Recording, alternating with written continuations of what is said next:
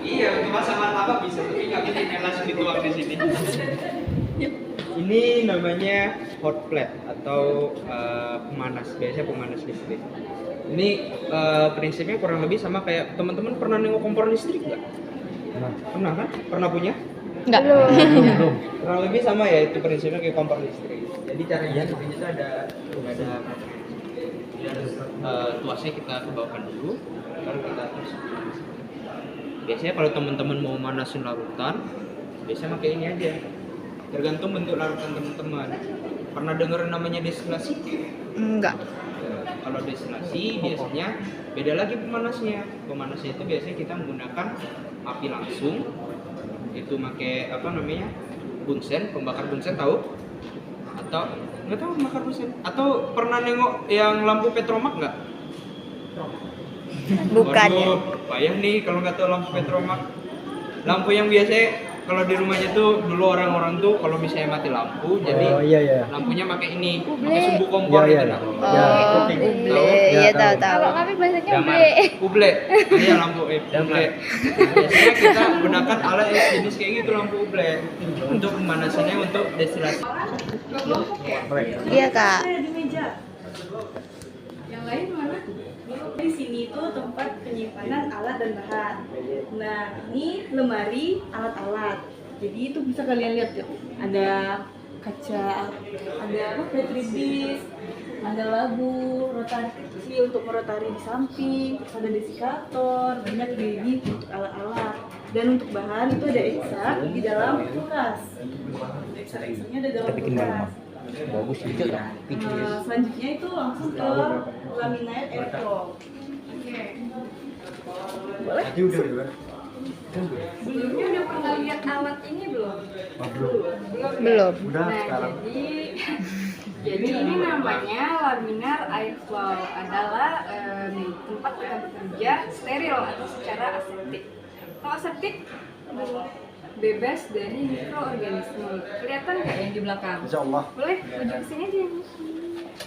Nah, biasanya laminar ini kita gunakan kalau kita mau bekerja secara aseptik. Selain orang kimia, orang farmasi, orang-orang biologi juga bisa bekerja di bawah laminar airflow. Kalau di sini biasanya dipakai buat uji aktivitas antibakteri, uji aktivitas anti jamur, seperti itu. Nah, cara penggunaannya, pertama kita hidupkan saklarnya terlebih dahulu. Nah, di sini ada beberapa tombolnya. Kemudian kita tekan yang bagian UV. Jadi sebelum laminar airflow ini digunakan, harus kita hidupkan dulu lampu UV-nya, kurang lebih sekitar 1 jam. Supaya apa? Tahu nggak? Supaya apa? Panas. Bukan, jadi supaya mikroorganisme, entah itu bakteri, entah itu jamur yang ada di dalam meja ini, di dalam laminar airflow ini, dia mati, atau dia terbunuh. Nah, teman-teman kalau bekerja di dalam laminar airflow ini tidak boleh di bawah lampu UV.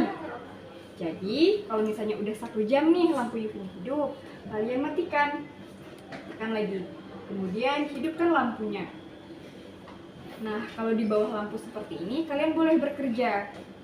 Cara pekerjaannya kalau misalnya duduk nih, kalian duduk di sini, kemudian seperti ini.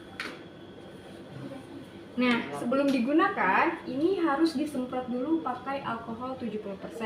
Contoh penyemprotnya ada di belakang itu enggak? Ada botol semprot. Nah, ya, itu berisi alkohol 70%, isinya etanol. Etanol 70%. Kemudian kalian semprotkan di bagian sini, kemudian di dinding-dinding laminar. Lalu dielap dengan tisu. Kemudian hidupkan blowernya. Fungsi blower adalah untuk mengeluarkan udara yang ada di dalam laminar supaya nanti laminarnya benar-benar steril. Jadi teman-teman bisa bekerja di bawah sini.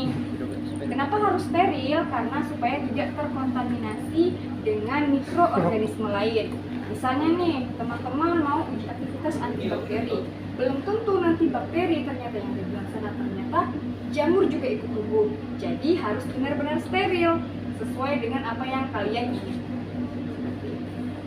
Oke, kemudian untuk matikannya tekan aja lagi.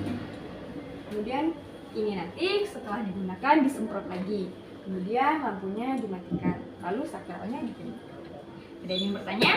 Salah satu instrumen yang kayak karena dia kan lampu dan